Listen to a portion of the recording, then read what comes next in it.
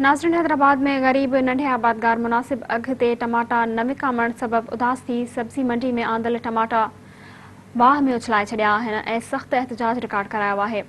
उन हवाले सां वधीक तफ़सीलुनि लाइ असां सां टेलीफोन लाइन ते मौजूदु आहे सलीम मलाह। जी सलीम, छा तफ़सील आहिनि? जेकॾहिं टमाटनि जा जेके अघ आहिनि उहे आसमान सां ॻाल्हियूं कंदा आहिनि ऐं कॾहिं टमाटनि ख़रीद करण वारा ई न हूंदा आहिनि।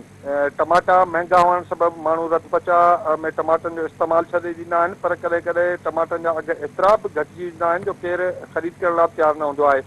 स्क्रीन ते साम्हूं ॾिसी सघो था त हिकु आबादगार जाम ज़ुबैर टमाटर विकिरो न थियण सबबि वाह में उछले रहियो आहे। हिन जो चवणु आहे त उन्हनि जो गुज़र सफ़र इन्हनि फसलनि ते ई हूंदो आहे। हिन जो चवणु आहे त 3 कलाकनि ताईं हू मंडी में बीठो रहियो, पर कंहिं बि टमाटा ख़रीद न कया, जंहिं सबबि हू मजबूरी में समूरा जेके टमाटा आहिनि उहे वाह में उछलिया, एहतिजाज कयो, हिन खां पोइ वापसि घर रवानो थी वियो। जी